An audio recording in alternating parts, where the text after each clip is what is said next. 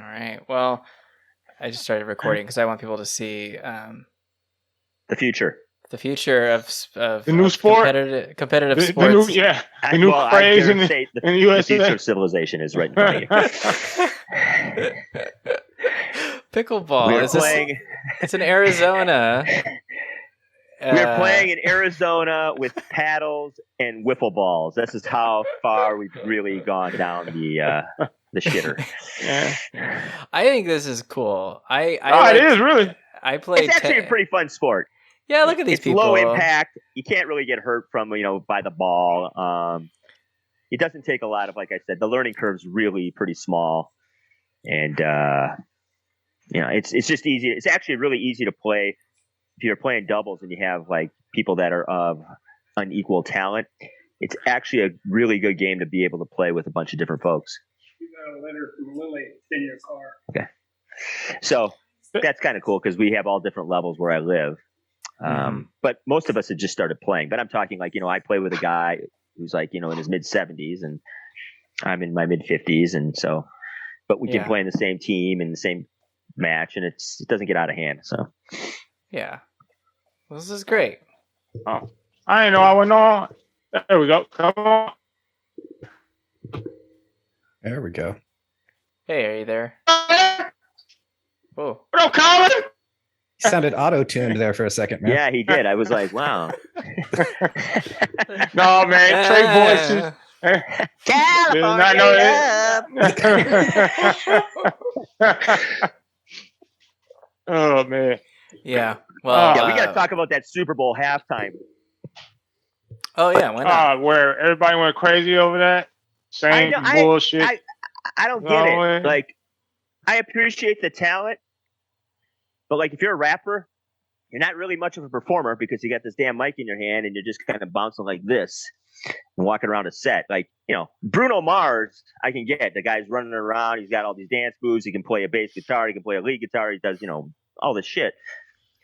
And it's entertaining. But, I get the lyrics and the ability and the talent of that. But as far as performance, I was like, this is pretty boring.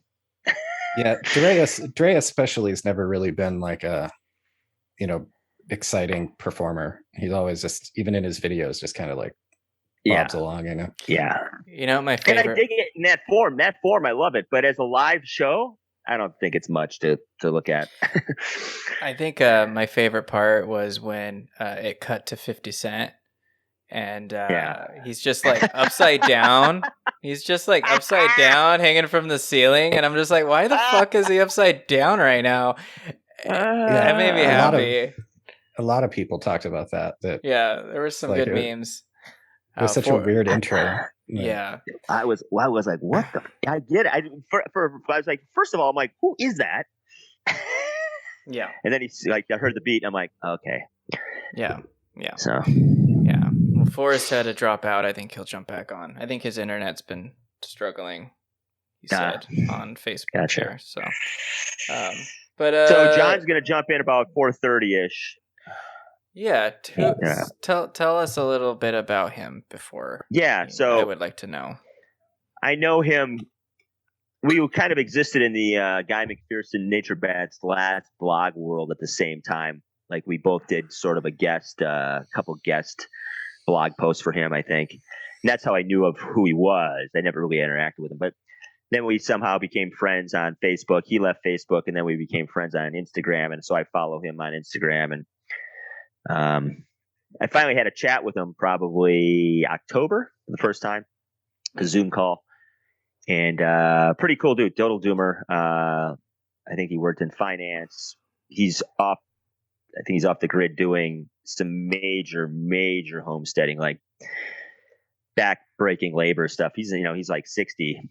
But I think he's got his homestead up and running, and man, he's got animals. He's doing the whole shebang. So he's a pretty cool dude, pretty easy going. Looks like sort of Grizzly Adams. I'm dating myself there, I know. Patrick, you can Google that. But like big beard, kind of burly guy. Looks like a mountain man. Cool. But yeah, good sense of humor. I thought he would work in well with this crew for a a guest appearance, and plus, he's got some fascinating backstory too of how he started doing this and all that. So, Okay. Yeah, perfect. All Yeah. right. Yeah. I think on Instagram his name is like something Plato's Cave or something like that. Nice. So, yeah. Perfect. All right. But yeah, so he'll jump in at 4:30ish. Maybe we'll have Forrest back by then. I hope so. Poor guy. I know. Well, maybe the live streaming of the pickleball competition like crashed the internet or something. It was too much. Or Possible. maybe that's not an issue he would have, but I don't know. No, I don't know. Maybe he just lost interest when you turned it off. Maybe. I could see That that could happening. be. Yeah. He's like, oh, it's just you guys. It's not that exciting new game. I thought this was a pickleball podcast. A pickleball podcast. Right. There's got to be. Are there any pickleball podcasts Oh yet? God, yes, there are. Oh, Are you really? Of kidding? course there Yeah. are. Okay. Why would I even ask that? I just got into this Instagram game, and the amount of people I've been adding over the last week, it's just endless, just to get people to add me back so they can see the link or whatever, or the video. But I think I've added 600 some people, and I just get tired of hitting the follow because there's so much pickleball. And that's just Instagram. It's not as big on like TikTok, pretty big on YouTube. Wow. Facebook, kind of more the senior group, but Instagram and YouTube, it's all over the place. So It's like a whole pickleball subculture here. yeah, there it is. I played the tournament in January in Mesa. You should bring some pickleball people on here, and we can interview them. Yeah, that'll be good. Could have a Just pickleball. scare them. Yeah. Like we're a podcast. We talk about really difficult subjects, but we also talk about pickleball. It's called Peak Pickleball. Pickleball. Mm-hmm. Well, you got to add some levity sometimes. So That's true. Yeah. When it gets too doomy, we'll go to pickleball. That's right. Mm-hmm. Yeah, and I mean that whole sport's about petroleum. Everything's made of plastic, so. So maybe there will be a peak oil reference or peak oil kind of thing we can sneak in there. Yeah, that's what I think. We can talk about both. Right. Sure. Peak pickleball. Peak pickleball. Save your pickleballs. Buy them now in bulk. Store them. Is there like a natural or organic version of pickleball? Maybe we could like move over to hemp or something for. Ooh, there we go. Like a bamboo ball or some sort. Sure. Yeah. Yeah, and really good stuff. like willow rackets or something, or paddles, or I think they started this sport actually by just taking. It was started by these people, like I think in some island off of Washington State, and some rich folks that were bored and tried to entertain their kids. So they had some paddles and this wiffle ball, and they just hit it around the tennis court. But eventually they took like plywood and just cut the shape of a paddle. It wasn't 3D really; it was just flat.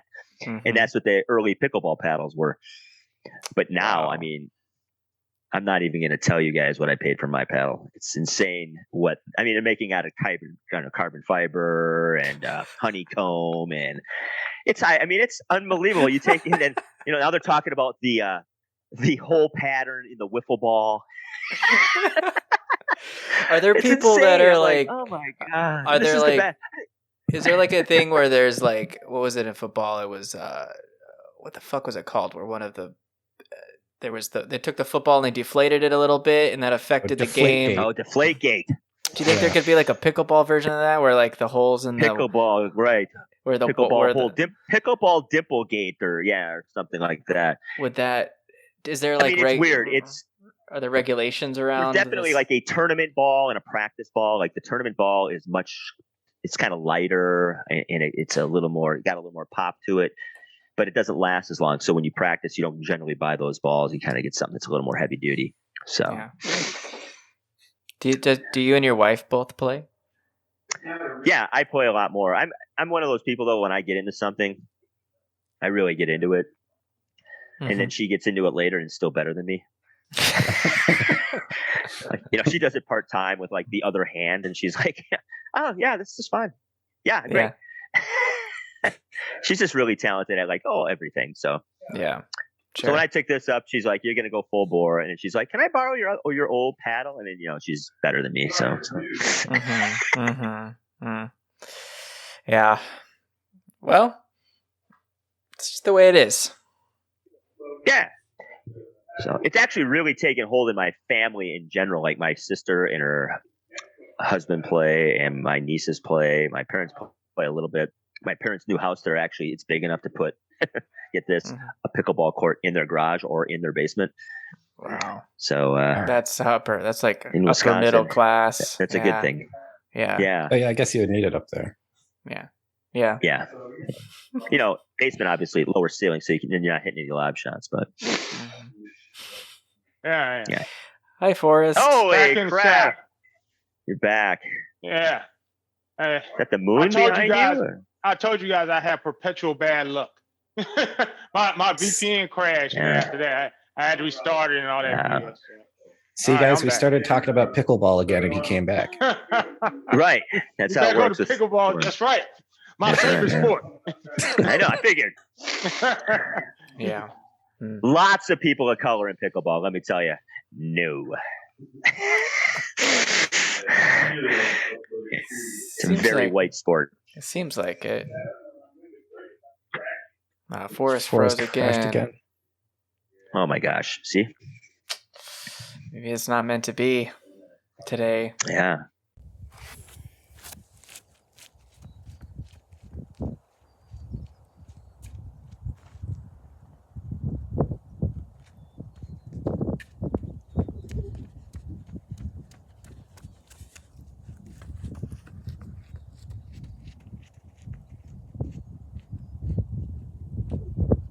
There's a court and there's a net. There's no love, but there's a let. You'll be hooked, and I can bet that you will love it. It's pickleball.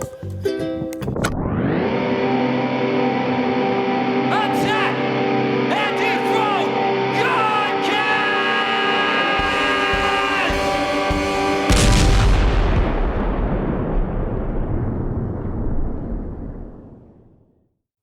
I've been wrong about everything I've ever said about Trump. So.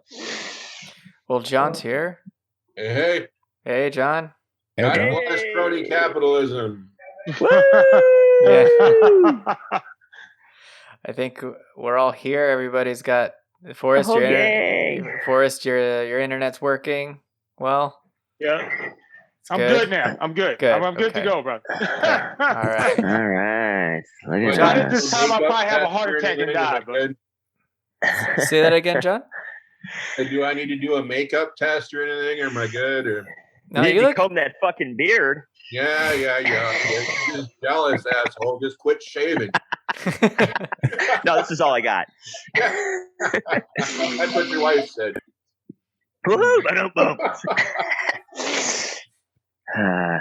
So hey, I just gave them a slight background. You're a former criminal, living out in the middle of nowhere. Yeah. So you can give your own intro. You can choose to tell us what you want to tell us. But I told them basically this, that, you're homesteading, you're a doomer. I sort of came across your path. We did guest blogs for the now infamous Nature Bats Last blog site. And then I sort of found you again on Instagram. And then we chatted. But maybe give us a little bit of background of who you were, who you are, and how fucked we are. How much time do we have? I need this all in about 120 characters. Okay, no trouble. Just think Neo in the first Matrix before he woke up.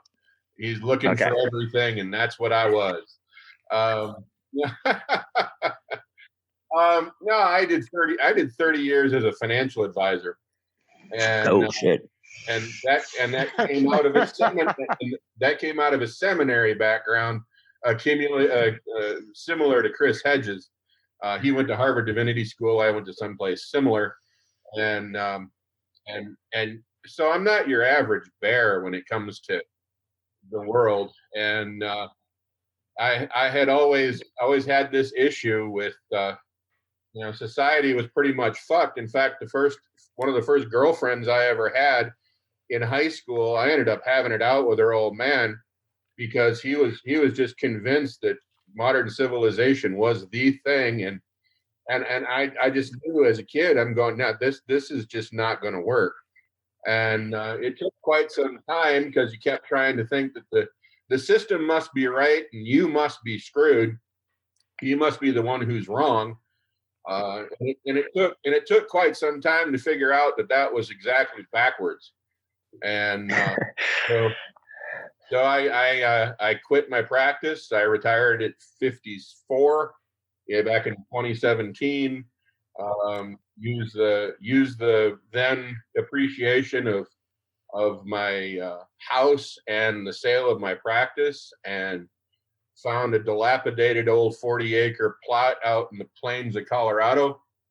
It was basically an old modular with a garage, and I turned it into a working farm over about 10 years.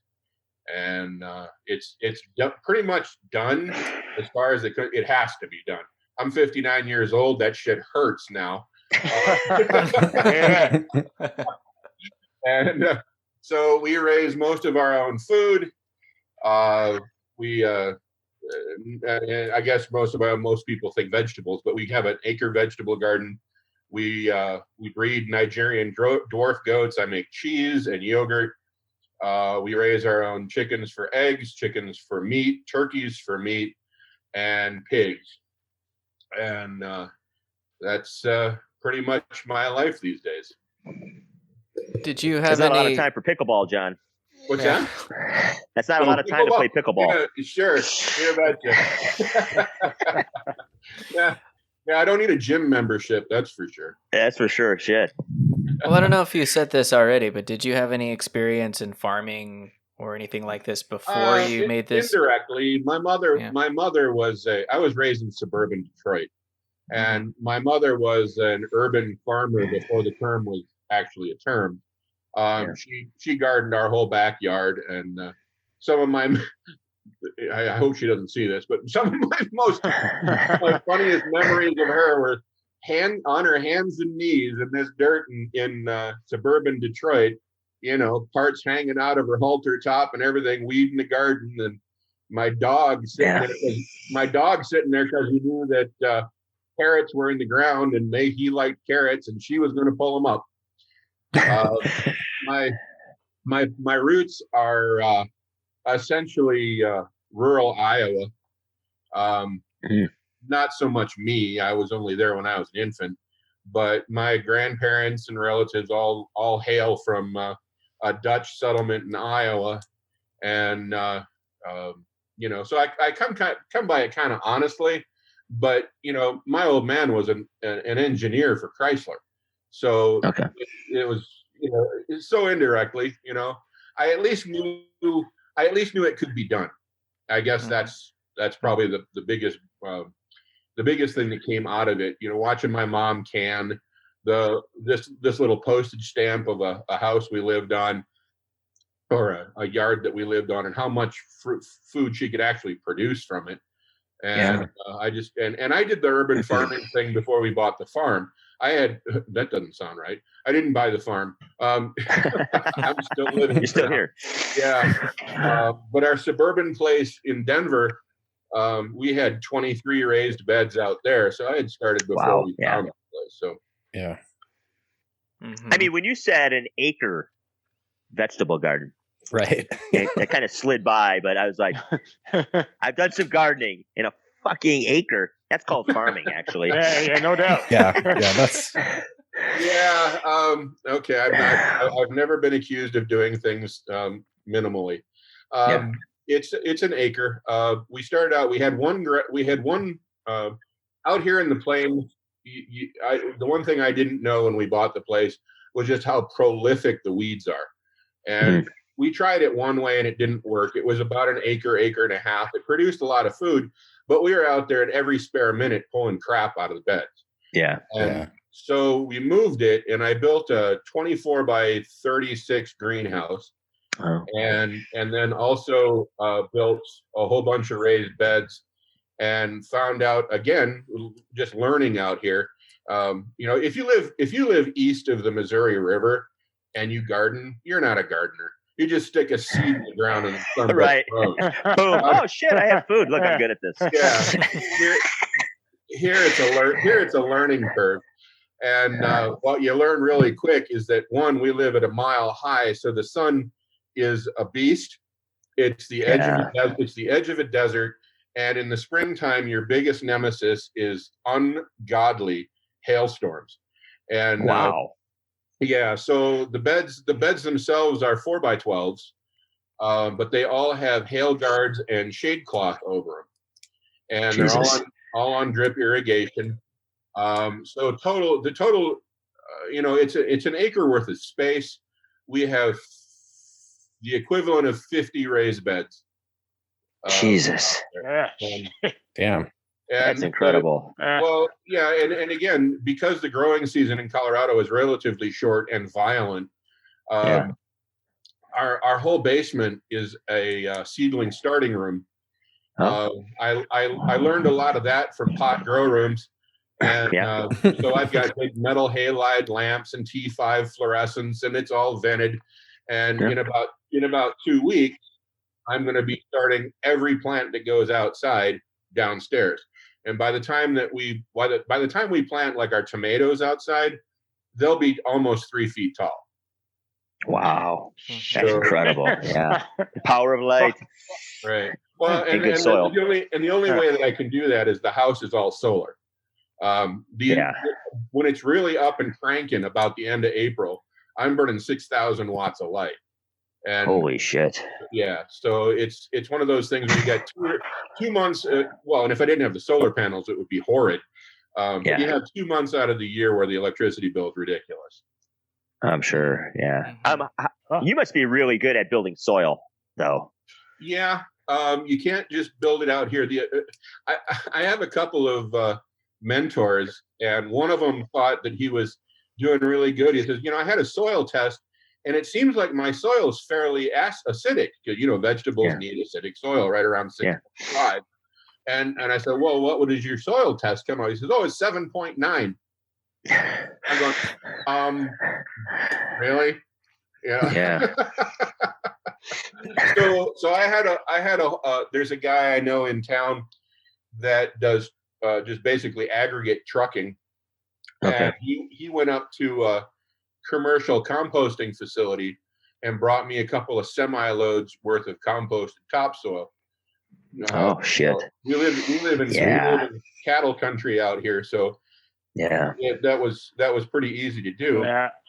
And I filled those up with my truck and my tractor, and so I cheated a little bit. I mean, you can amend the soil out here if you're 25 years old and you've got 15 years, right? Right. But I didn't want to do it, so I just brought it in, and now I use all the bedding and the manure from our animals to and the cool thing is when you're out in your beds in this nasty ass soil and you dig up into one of your beds and you find worms, that's you're doing something right. So that's the thing. I mean, you may have brought it in, but you still got to know what you're doing. Right. I mean, people can bring a lot of stuff to me and it'll just sit there, but you have to know what you're doing, and that's a big thing. I mean, I'm fortunate enough that I live with people that know what they're doing. Our first year out here, when I thought I was going to be all gung ho, you hear about hardening off your plants before you plant them outside. Yeah. So I took them out of the basement and I just put them outside the back porch, and we got hit with a whiteout hailstorm of grape-sized hail. Lasted for a half an hour, wiped the entire season out. So you learn real fast. That's Forrest Palmer kind of luck right there. Right. Oh yeah. Yeah. Singing my song, baby. Right. I know this tune. It's been a long, strange trip, but I've kind of been a strange guy anyway. So here I am. I hear that. That's probably one thing we all got in common. Yeah. Strange. Oh, Forrest, I was going to say, you're an electrical engineer? Yep. That's my forte. You're in Houston? Yeah. All right. Yeah. You run across anybody who needs an entry-level mechanical engineer, don't keep them a secret. My son's graduating in May. with as many. I will keep. No, I mean, I do have, because the one thing, most of my people are off the street now because we had a bad time about 2 years ago out here. And a lot of my friends got laid off, but they're pretty much hiring right now. So I keep that in mind, seriously. In fact, I'll go talk to people. Yeah. I mean, it seems as though there's plenty of stuff out there, but to get somebody to notice you is kind of a pain in the ass. So anyway, and I would rather have him be out there doing something he wants to do rather than dealing with the gloom and doom shit I seem to deal with on a daily basis. So. Right, yeah. Wanted to be happy. Yeah. Not like the four of us. I know us four. Who's the quiet dude over in the corner here? I think that's Colin. Colin, hi. Yeah. Hi. Yeah, I'm a computer programmer. Oh, okay. Same story for you then. Yeah. I have 2 raised beds. Cool. That I what size? I think I don't know. I made them too wide. I know that much. It's too hard to reach out into the middle. Right. But I'm gonna step out for one moment. You guys keep on talking. First time for everything. So, but yeah, I think they're 12 feet long, but I think I made them 6 feet wide. Yeah. So if you can't reach about 2 feet, they end up being a little bit much of a stretch. Yeah. No. Yeah, I have to have raised out here mainly because of javelina. So I'm in Eugene, Oregon. Oh, okay, cool. Yeah. Friend of mine's up in Seattle, but they're looking to leave. Colorado has been interesting in just terms of not only the climate and all that kind of stuff, but this place, y'all from California got to stay put. It's nuts out here, the number of people that are coming out, and they keep doing these massive road expansions, saying, "Well, by the time this thing is done, it'll increase your commute time or decrease your commute time by 3 minutes, but it's going to cost $50 million." You know. Yeah. This little valley I live in there's a lot of transplants from California over the last 5 years. So wait for the condos to go up. I feel like everywhere in the, quote unquote West is getting invaded by Californians. It's just and Texas and where in the hell is the water going to come from? I know. Eugene doesn't have that problem, but out here, my dear God, we're in a drought. The entire state's freaking drying up. Yeah. They're doing near my parents' place in Phoenix. They're actually, this is already a 2-year project, but one of the main drags, they're taking these giant pipes. It actually looks like the Alaskan pipeline, and then they're laying them under 32nd Ave in Phoenix for about 5-6 miles. And they're trying to move water from one side of town to the side of town where people have money in anticipation that there's not going to be as much water. So it's actually fascinating to see in real time. And all these people that live on this road, the people that try to sell their houses or businesses that are trying to, sell whatever they're trying to for the next few years are just, plus COVID, it's just taking this giant hit on this whole section of the city. But, it's all fucking pretend. So it's funny. Well, everything is pretend. Yeah. Yeah.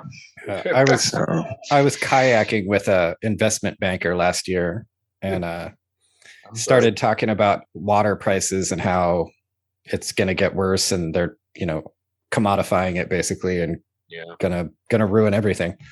And he was like, "Well, no, there's going to be plenty of oil and there ain't going to be any water." Right. Yeah. And he literally told me that he thinks the market will take care of it and it won't be a problem. And I was like, I've heard that so many times from so many different subjects. I come from the belly since the 19th century, basically. I come from the belly of the beast, and every time I hear the free market will take care of it, I want to shoot somebody. Yeah. And one, it's not a fucking free market, so. Yeah. Rules for thee, but not for me. Yeah. I was making myself angry before this call and reading about the housing market and talking to some friends about it on Facebook and was, saying we should go through the property records and identify corporations that purchase houses and go burn those ones down. Burn them down. Yeah.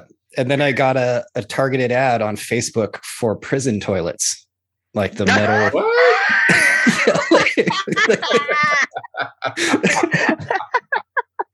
Oh, that is What the hell is best. oh, you mean the stainless steel ones that you? Yeah, like the stainless steel ones that go in the corner and have a sink on the top. The ones you can make really good wine in. Yeah, you snap that up. Your future, Colin. Right? It's like Facebook's like, maybe tone it down a little. Like, Yeah, hey, bro. Oh my Orange God. jumpsuits. Yeah. My parents just sold their house. So I'll just give you a little. My parents, I lived with my wife and I lived with my folks and shared the same house for 16 years before we left and lived in a yurt. And so they bought it in 95. And I tried to get them. I've been always trying to get them out of Phoenix because, that's a death trap eventually. So in 2008, right around the financial crash, the house before the bubble burst, it was at 380. So it started at 125, was at 3. I'm like, you need to sell. Yeah. They did it. They hung on to it. And they just sold it 6 for $510. Yeah. It's 1,800 square feet. It's got a yard the size of my forehead.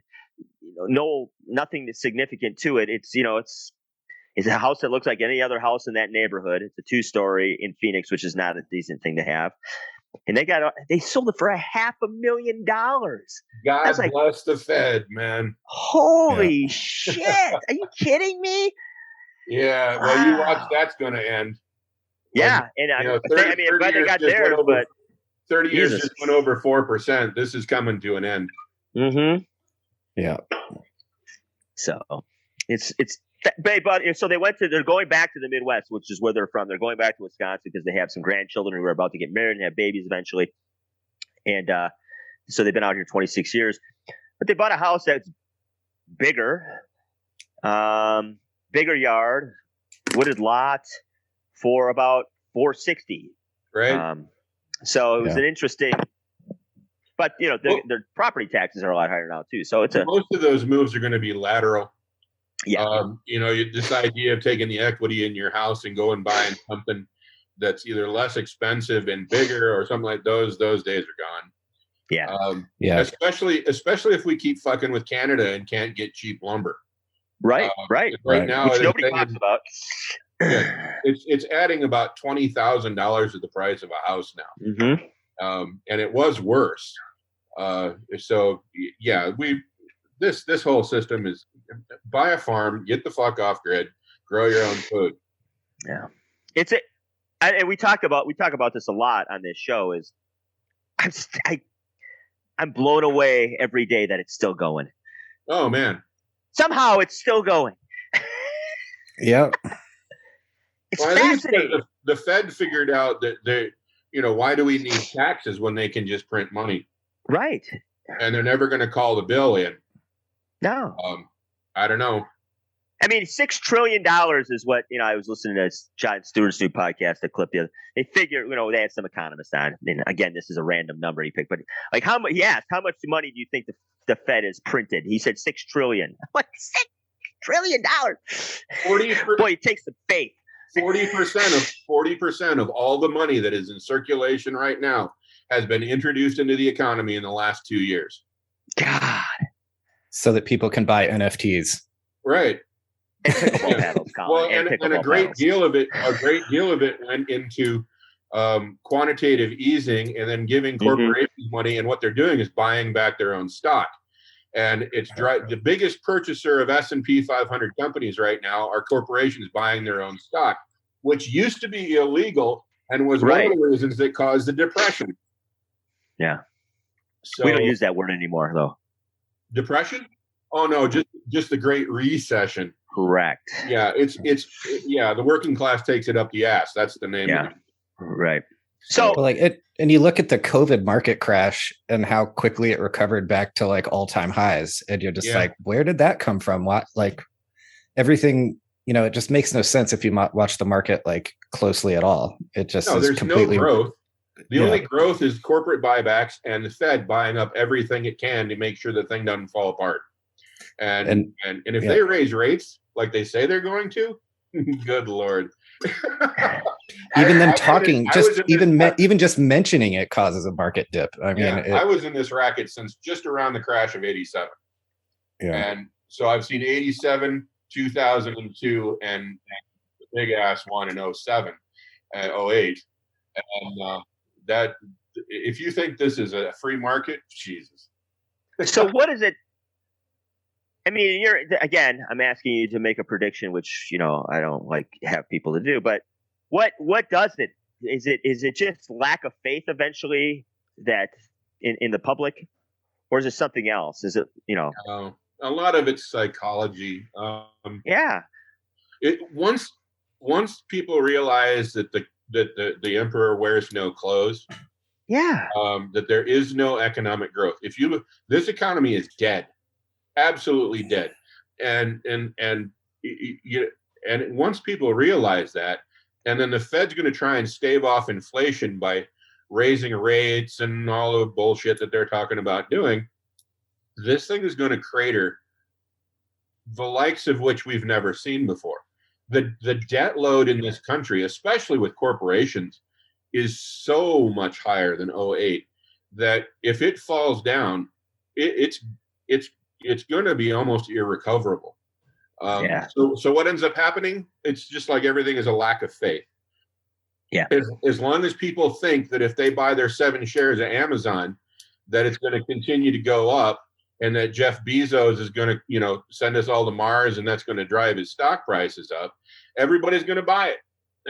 Everybody thinks that we're going to techno-glitz our way out of everything, and it's eventually interest rates going up, liquidity drying up, the dollar losing its status as the reserve currency, and all those kinds of things. We are just held together with rubber bands and paper clips. That's the thing. It's like I think we've gotten so used to magic tricks that we believe in magic.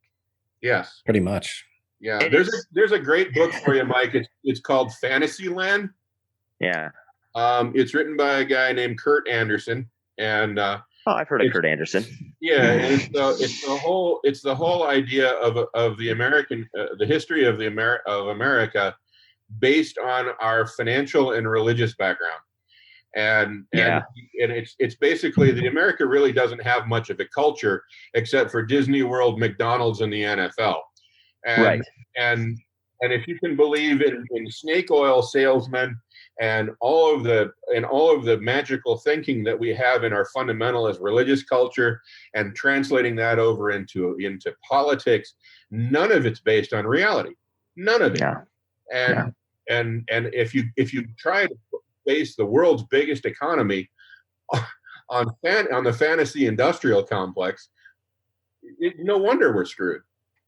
Well, that's the thing. I mean, and I'm doing this a little bit because you prior to the show we were talking about. I play pickleball. That's the joke, and I started a pickleball channel on YouTube, and so I'm branding like myself, and I have a lot of former students that have been watching do this for years, and it's a really odd thing. Like you literally take, who you are, or who you think you are, whatever story you're telling yourself. And then you make it into this, this economic story of who you are. And you become this other thing online and to other people.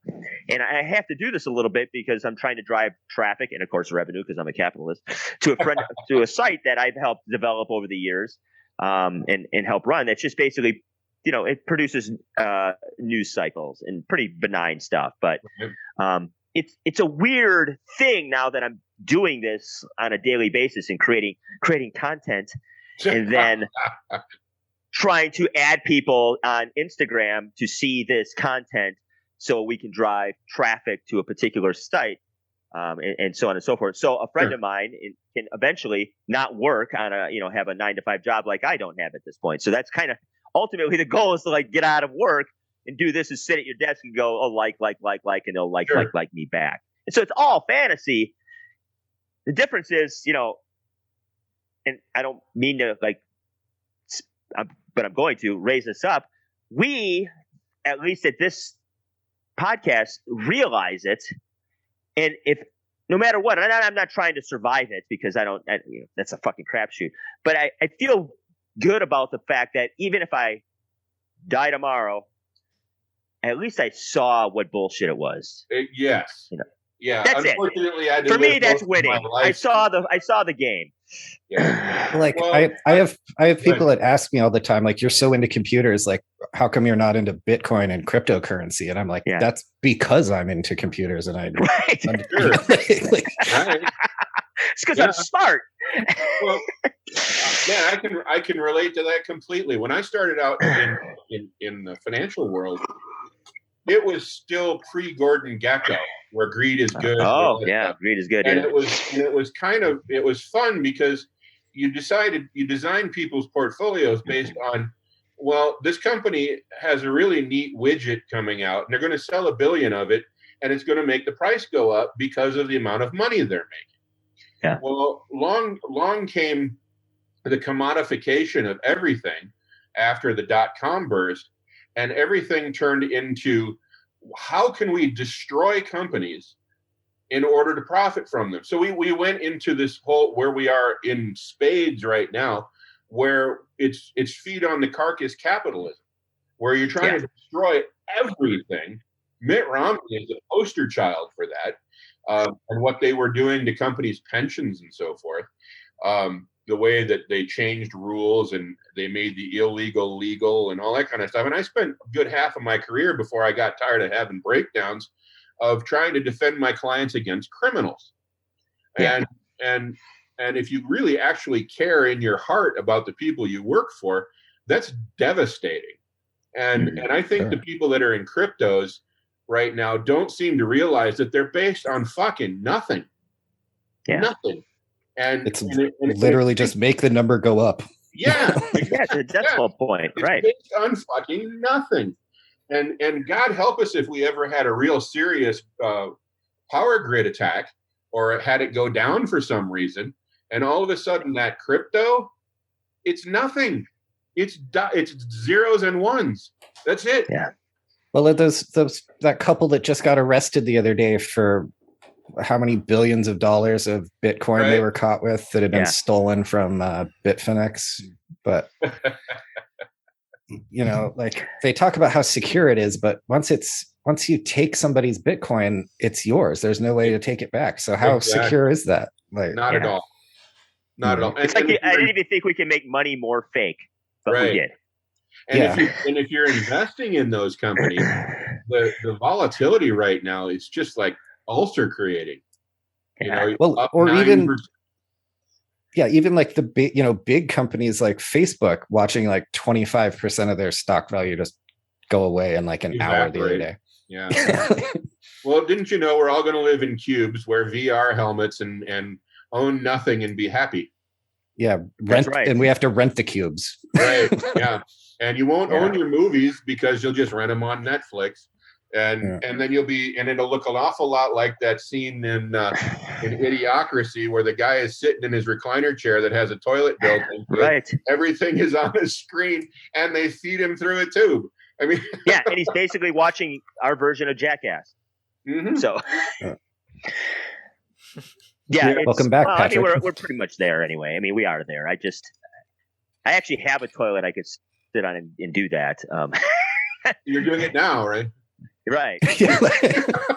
So I know, it's interesting because we talk about these things, and we write about these things, and we've done podcasts and blah blah blah blah blah, and then I'm still doing these things. I'm still on. I'm on Instagram. I know John basically through Instagram for the most part lately, and so it's a weird sort of dynamic of, I get pleasure from interacting with people that sort of see things in a way that I see them, like anybody else would. But the way I consume that content, it's just like everybody else is doing. Sure, I'm living in a tent, in a pretty rural area, but at the end of the day, I'm still just doing a different level or a different version. I call it your canvas kit. Yeah. You do a drone flyover, you look like a nipple. Exactly. That's exactly what it is. Well, but I understand that's the problem out here. I live a long way from anywhere, and I'm 60 miles due east of Denver, and it's following me out here, which is kind of a bummer. Sure. but that's the whole problem I think that we're having right now in our community, is that there isn't community out here. If I wanted to be amongst anybody that's even remotely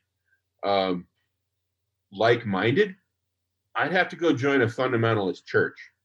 I'd have to be a right-wing nut job, and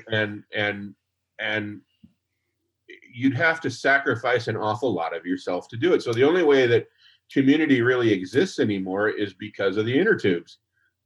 And and it's kind of a bummer, because you try to create those kinds of things, but if you are just viscerally opposed to the system, and we have so many people who have been kind of indoctrinated into this whole left wing, right wing nonsense, which to me is just two wings of the same damn bird. You just don't fit in, and you've got to find, and I dropped out of Facebook for the same kinds of reasons, because you have to put up with such a morass of idiots to find a couple that actually make any kind of connection with you. And after a while, it's just, I'll just be the introvert that I am. And, if people do want to learn or want to be a part of what I'm doing, that's great. But so far in 10 years, it's been crickets. Yeah. But at the same time, it's a different form of community. I found you, you found me. We chat on a regular basis, and we live in states that touch. Right. Yeah, exactly. And we're doing things that are similar. We left for similar reasons. We're doing things that are similar, but they're, in a lot of ways, they're completely different, and our approach is completely different. And that's true with all four of us, or who's ever on the podcast at the time. That's what I appreciate is we've been given these goofy circumstances, and each person has a slightly different one. And we're all trying to fucking navigate through this world of this dimension of where nuance seems to be just going away completely. And that's why I continue to do this, once every month and a half. And not because I think people are going to listen to it and glean something off of it, but mainly because I like talking to people that I have a history with this subject. And it grounds you.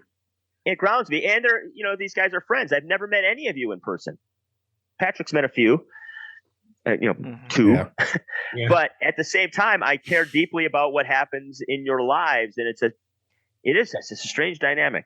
I'm fortunate enough, wouldn't it be a pain wouldn't it just be stressful as hell to be cut off and then not know? Yeah, and that's going to happen if we live long enough, right?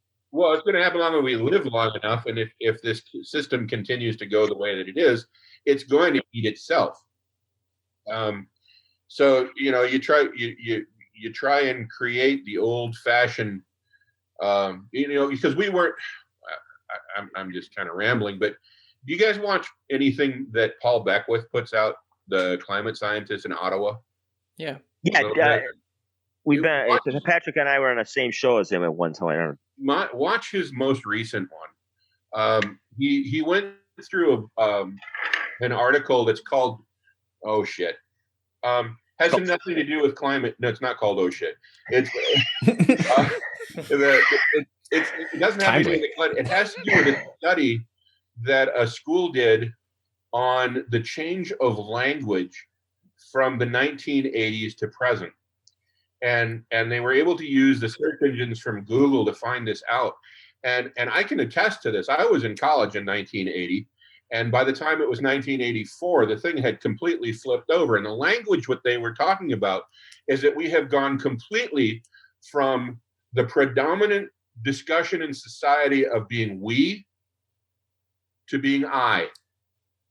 And it has happened, and you can almost correlate it with the advent of social media. And people are wondering why there's been such polarization, is that we went from a society that was able to put people on the moon and collectively work together. I mean, we were a nation not of the Marlboro Man, not of John Wayne. We were barn builders. We were people that helped people build their farms over the course of this country. And now we're just simply destroying it because we think Ayn Rand, Alan Greenspan, Ronald Reagan, and Margaret Thatcher were following Milton Friedman, that their idea that there is no society, that we're just a whole bunch of individuals that are economically self-interested. And then we wonder why the whole thing is falling apart, why the climate's on the rocks, and we can't even fucking get face masks for people if we need them. It's just ridiculous. But that's the road to serfdom. It is. Yeah. It absolutely is. And I can't say that it wasn't by design, but they were able to track graphically words that used to be like, instead of I believe, it was the data seem to conclude. And instead of faith, belief, I think, I am, it was we need to come together. Patriotism means this. Freedom isn't a free-for-all, and we have to look out for the collective good. Well, there is no collective good anymore.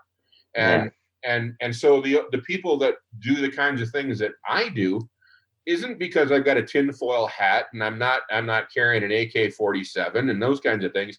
It's being scared to death of what those individuals could do when they suddenly realize that it's all hit the fan. Yeah. I mean, we've said it on here before that, COVID really has proven that like we're completely fucked, because if we can't even make the sacrifice of just wearing a mask when you go in a store to maybe not kill some old person, it's what are we going to sacrifice to actually solve real problems? Right. The collective good doesn't exist. And so if you think that we're going to solve any kind of political situation or in an economic situation or God knows the climate issues, we won't be able to do it. No. You're a bummer, man. You are a fucking bummer. Yeah. Wow. Let's talk pickleball. Right. Let's go back to pickleball before this jackass came out with his raised bed. There's a guy that I read that his name is Jed McKenna. It's not any relation to Clarence or anything like that. His name is Jed McKenna, or at least that's what he calls himself. I don't think there really is a guy but he wrote a book that was called Spiritually Incorrect Enlightenment. And he made a quote, or another one was called Spiritual Enlightenment, the Damnedest Thing. And his comment was in one of the books was that we live in a world of children, that most people these days stop growing emotionally and intellectually by about the ages of 10 to 12, middle school. And what ended up happening is if you know a 70-year-old person, you're looking at a 10-year-old with 60 years of experience at being 10. We live, that's not good. We live in a world that was designed by, built by, and run by 11-year-olds. And I firmly believe it. I totally believe that. Yeah. So when you're trying to make sense of all of this stuff, a great deal of it is look at the selfishness that a middle school person has and just translate it to the wider society. How could you go wrong? I mean, everything is right there in front of you. We are incapable of saying no to ourselves. We're going to go and drill in the Alaska Wildlife Refuge. Oh, no, we can't do. Yeah, then they'll change the world to make it happen. Or no, we shouldn't burn fossil fuels the way we have. Oh, but we need to. And this whole bat bug crap was living proof with the Fed that the economy is more important to these people in charge than people are, and the environment for that matter. Clearly. So if you really wanted the hard, cold truth of why I'm out here, it ain't because I think I'm going to save the world, but I don't have to deal with it. And the food that I eat isn't raised by the military industrial complex. And you just wait in the next year or so, you just watch food prices. Oh my God. You want to see people lose their shizzle? Baby. What was it? I saw the statistic a year ago. it cost about $110 to make a ton of ammonia. And ammonia is what is the basis of industrial fertilizer. Right? Right now, it's $1,000 per ton. Oh my God. Yeah. So not only do we have the problem with droughts and so forth, reducing yield, we've got farmers now completely leaving the scene because they can't afford the fertilizer. Yeah. So and then China is sitting on what, 60% of the grain that the U.S. produced last year. Yeah. Well, a can of tomato soup is $2, so that's that'll help. Yeah. Yep. Yeah, So, I mean, it's it's to me, it's very real. It's very real, and it's not something that I feel like anybody can ignore. We shouldn't ignore, but God bless the NFL, and Tom Brady and the troops, yeah, and the troops, and anything else that'll make you look. Oh, look, a chicken, I need a doobie. So we talk about this seriousness of everything, or we act like, oh my God, we need to engage in this political process and so forth. It's all a distraction as far as I'm concerned. It's all top down. The people with the power are fucking the people who are below them. Has always been that way. And most of all of the things that we talk about is just background noise. Yeah. Other than that, though, I think we're going to pull out of this. There's got to be pickleball tournaments in the future. I know. I mean, here's the thing. Most of us, all of us, have been talking about this stuff for a very, very long time.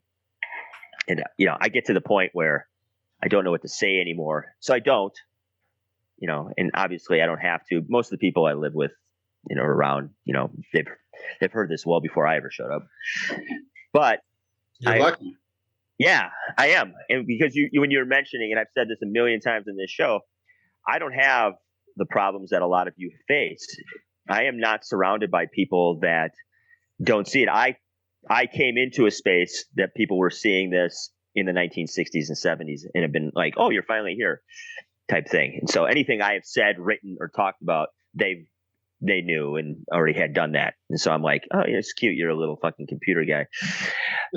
So I can go to any time and talk to the people about these things. But at the same time, when I come to like something like this, which we do, whatever, every 5-6 weeks, I ask myself usually a few days before, like, why am I still doing this? And I mentioned why before because we're friends, but at the same time, like, I don't know.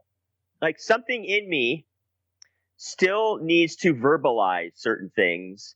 And I think, I don't know if that's, ego or just me fighting off my blind spot that's coming into view. I don't know what it is, but I'm like, on some level, I've stopped writing about it.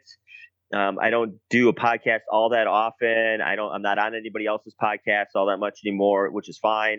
And then so I do this, and I'm like, but why am I still doing this? It's your yop into the universe. Yeah, that's as good good answer as I've heard. Yeah. Yeah. Maybe you're just kind of trying to tap into the sound new age, but the vibrational force that it's a way of tapping into it. Because I mean, I'm not knowing that at the end result that, I could keel over tomorrow, but in the end result, this isn't saving anything. It's just saving my little 40-acre plot. Right. And I guess it's just one of those things that, if the universe were to fold up on this little part of the world, the earth goes away, the sun goes supernova or what have you, at least I'll know in my own little existence here that I did what I thought was right. Yeah. And in what I consider the insane asylum of the Milky Way is this beautiful rock that we have turned into a goddamn shopping mall.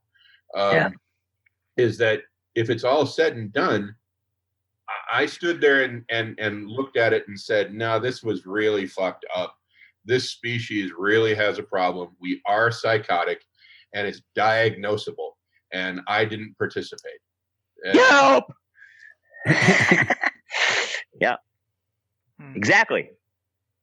So, and I could get a lot more positive and enlightening if you'd like, but We've heard all that shit, John. Yeah. we had baby goats born 2 weeks ago. That was cool. So Yeah. let me ask you, what do you do with the males? Shoot them. Yeah, that was a big thing I when I worked with Di. What do you do with the males? And they actually slit their throats. You can do a number of things, and one of the more popular ways of dealing with them is just to drown them. You get lukewarm water, and as soon as they come out of the womb, you just basically drown them because it feels just they don't suffer. But I just didn't like the idea of holding them under and watching them kick. Yeah. I've got a 22 pistol, and I just take care of it. So yeah, kidding season is really cool. And there's nothing cuter than a baby Nigerian dwarf. Oh yeah.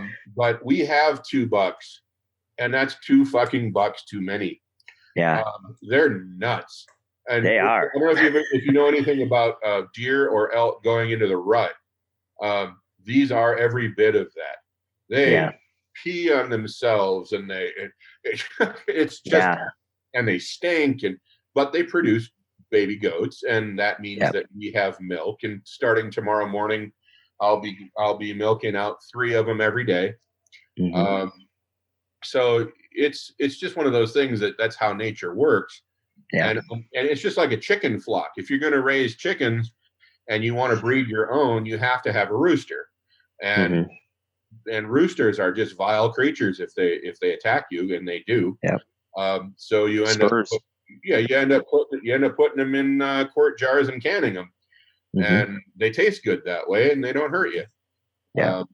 So my preference is my wife gets the babies, and she lets me sex them, and if they're males, I just take them out back, and that's the end of it. So. And that's the stuff that people don't generally hear about or see, and that's a psychological thing. I just a little bit of some of those things I've come across, and like you have to come to terms with certain things or not, and just don't do those things. But it isn't just, growing tomatoes and putting up a fence once in a while. It's fucking death doesn't exist. Just come live on a farm. Right. It's a violent place at times. And sad. And sad. We had a Labrador Retriever, Basil. She was about 113 pounds, big girl, and just headstrong as hell. So she was a big challenge for me because I don't put up with that crap. So she was my best friend, but she was also one of my biggest adversaries. And at 9 years old, she up and got a spleen issue and died within 2 weeks. And it was like it left this amazing hole in the entire place. So you gotta gird your loins for that. And most of the I'm ex-clergy, right? I went to seminary, and while I was in seminary, I ran a church way up in the high back country in Colorado, and you see accidents, you see old age, you see people dying because the altitude got them. This country doesn't see that anymore. When's the last time you saw a flag draped coffin even coming back from the Middle East? You don't see them because they know that people can't handle it. Yeah. Yeah. Yep. It's I thought when COVID started, I had this discussion with a community member of mine. I thought I would actually see dead people. Right. I mean, you're right. I haven't, and that doesn't mean anything. But I thought, we're gonna see dead people, like in, not in a casket prepared, like dead people. Yeah. You mean like the way that Reddit first, when they were just like dropping over in China, or even dying on ventilators. Yeah. Yeah. I mean, I guess I was thinking kind of like, I'm in a hospital and there's just people dead in the hallways, type thing. Mm-hmm. I mean, it wasn't totally far away from that in a lot of places. No, I just happened not to see it, but I thought I would. Sanitized. Yeah. Yeah. So we live in fantasy land. Everything is supposed to be roses and sunshines and unicorns. Yeah. Nothing is supposed to be adverse. And worse yet is if you have a problem where you can't participate in that rosy world, it's because you don't work hard enough. Right. Mhm. Patrick. Yeah. Clearly lacking work ethic. My God, son. yeah. If you just give up your Starbucks and avocado toast, then you'd be able to afford anything. You know? Jesus. Yeah, Hey, exactly. fewer haircuts, more fucking, toil. Yeah. So I eat meat, but I identify as vegan. Yeah. Right. Mm. Oh man, that takes some strength. Well, No way I'd be a vegan. Too much shit I like to be a vegan. Yeah. So, anywho. Yeah. well, I know I missed most of that early on, or I missed part of it. But I appreciate. I don't know. I think really what you're talking about is death, seemingly, Mhm. and just that kind of brings a lot of clarity to anything that we do, right? I mean, and you're talking about like the lack of ability, our inability to see death or wanting to see death. Or being terrified of it. Yeah, being terrified of it. I mean, this is like what Stephen Jankeson talks about. North American culture is death phobic, and we try not to see it and don't want to look at it. It gets, pushed to the margins of our consciousness, and it makes us really emotionally and spiritually immature people. And so we can't see, even as our culture meets its own death, we're unable to really cope with that and deal with that, many people. So that's why I think there is sort of a collective unhinged feeling when you go about, because people don't want to deal with the implications of our lifestyle and what's happened. Yeah, dealing with the idea that you're actually mortal. Right. That everything is, and that you can actually end up feeding the trees. We've lost an awful lot of what it really means to be human. And I think it's because somehow that we decided to separate ourselves from the natural world. Mhm. And not only are we separating ourselves from the natural world and destroying it, we're now separating ourselves from each other. And so now you don't even have the support unless you pay for it through therapy or nursing care and things like that. Unless you got the money, you're nothing. There is no human support, no humanity anymore. The psychopaths raise the narcissists, and the narcissists are eating the egalitarians. And that shit just rolls downhill to the point that we have a massive mental health problem in this country. And I think it's very easy to see where it's coming from. We have alienated each other, and we've done it so that Jeff Bezos can send his penis to space. Yeah. True. But what a penis. Huge. Man, that's impressive. Huge. No age. Huge. Speaking of which, and why isn't that fucker in jail yet? Yeah. You can say that about so many people, really. Yeah, it is. You look, the big issue in my career was the crash of 2008. And the blatant criminality of it all, living in this mafioso society, none of those fuckers went to jail. Yeah, I was going to say though, but they sent them all to prison and fixed all the problems, and we're doing good again. That's right. Yeah, because they decided to keep doing what they've been doing.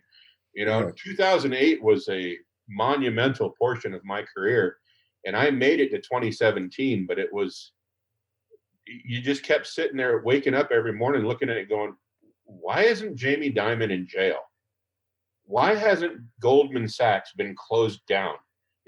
You got to wonder, what is the predominant ethical milieu of this society when people who are doing stuff like that affect millions upon billions of people, that they can get away with it, and the people who are being abused by it just keep carrying water and chopping wood. I mean, they just don't. There are so many of us versus them. The idea that they won't stand up for themselves just blows me away. Yeah, that's what I was, I read so much stuff that just enrages me. And today it was the housing market stuff. And I'm just like, how long, what's it going to take? Like when homelessness reaches like 51% of every community, then are we just going to take the houses? Need a super majority, Colin. I don't know. Like it's ridiculous.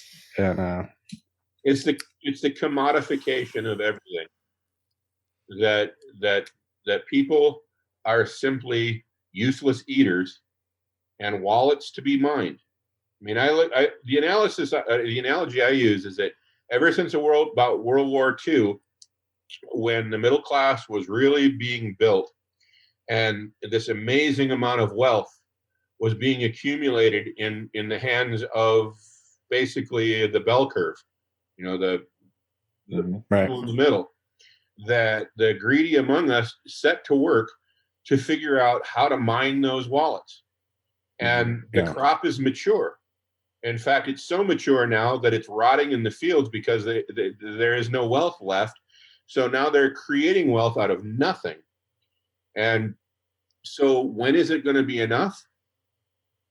Pretty much when the person who won the Monopoly game is standing on the pile of rubble saying, I win. Yeah. Yeah. Time to take it with me. Right. Yeah. I mean, isn't that why the game of Monopoly was created?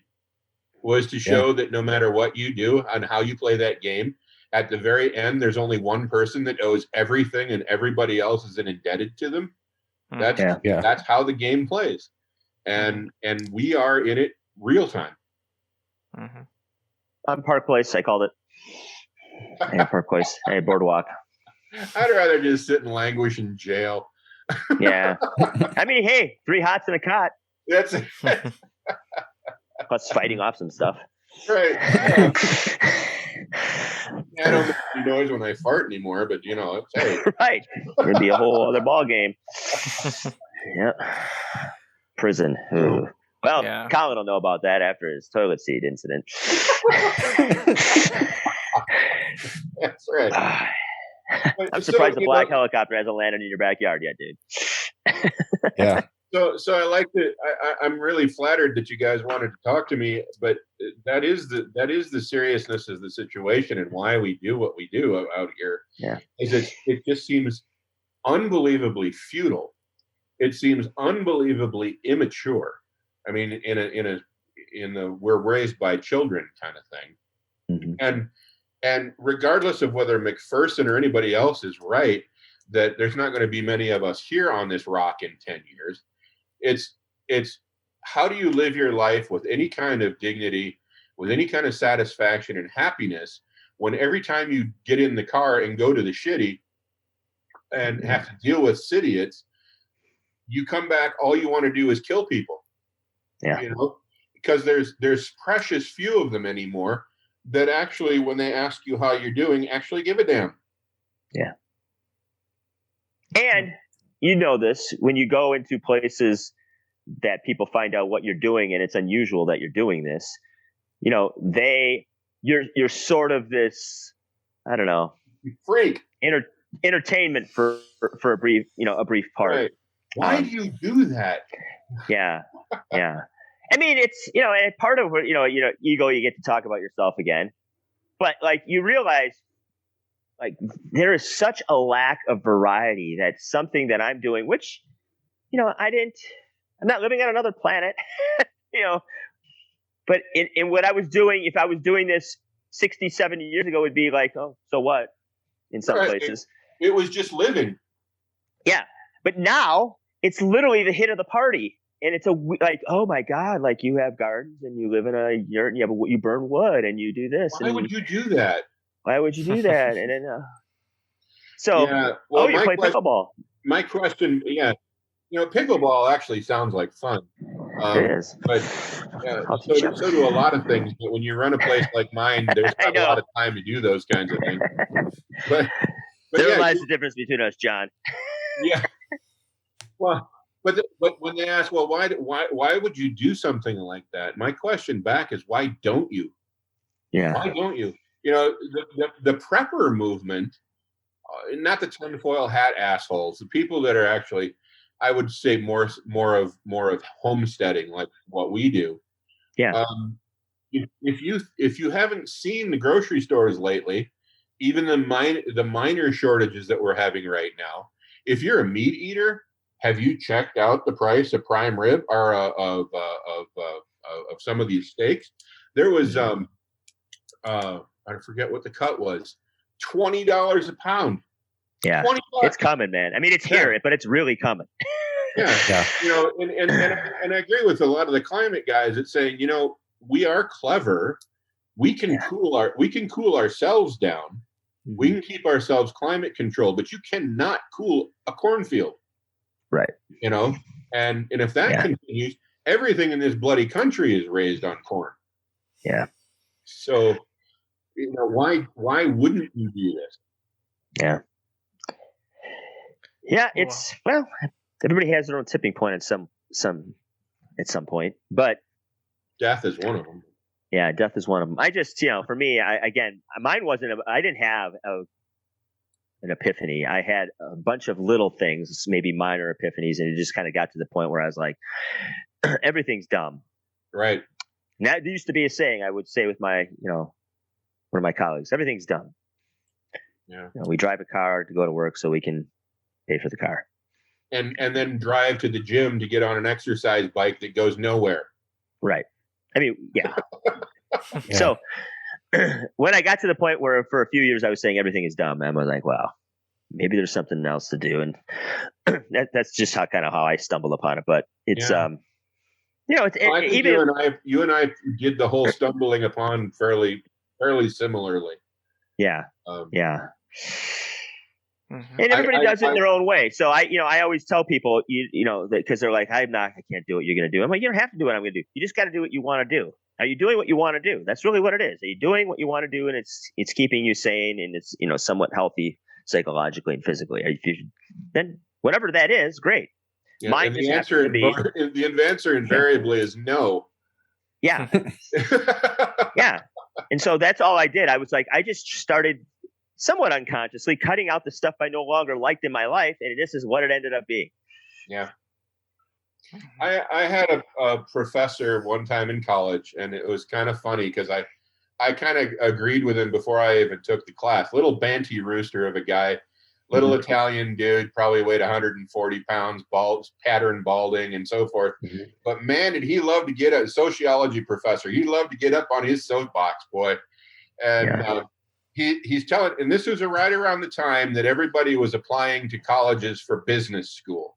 Okay. And so he knew he had an audience because all these little guys, all these folks had to pass these classes because they were prereqs and part of the degree. And he says, you think that you're a self-made person? Honestly, you really think so? If you really think that, then strip naked and leave this classroom right now and head off back out into the woods with you, because you didn't weave the blue jeans, you didn't make the blue jeans or your shoes. You probably didn't pay for your own tuition. Somebody else grew your food, and I'll bet you your parents drove you here. You are nothing. Yeah. Yeah, and they made it a show. It's called Naked and Afraid. Of course, we commodified even that. Yeah. So when I hear about people talking about being a self-made person or in what I do being, quote, self-sufficient, you're so full of shit. You have no idea what you're talking about. Right. Someone gave birth to you. Someone I didn't build that. Needed a doctor to get. Yeah. So, I mean, we live in fantasy land. I guess that's the bottom line of it, is that we have completely deluded ourselves into think that we're actually something as individuals. And that's the biggest bunch of BS that's ever been perpetrated. Yeah. Yeah. Good times.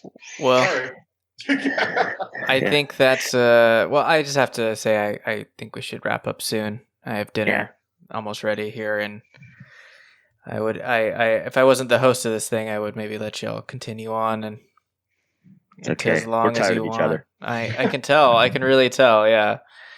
Yeah. Daily affirmations. I'm honored that you guys had me on.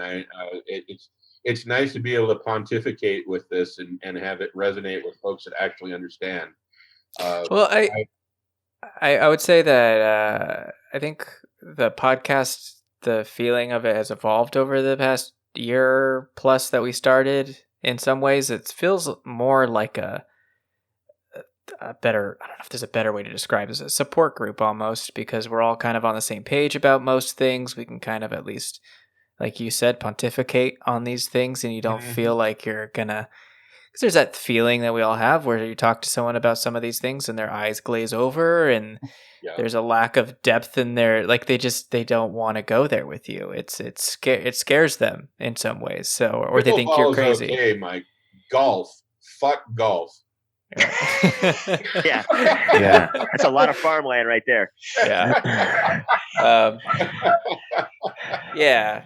So anyway, I think that, John, I'm really happy you came on because, we're all on the same page here.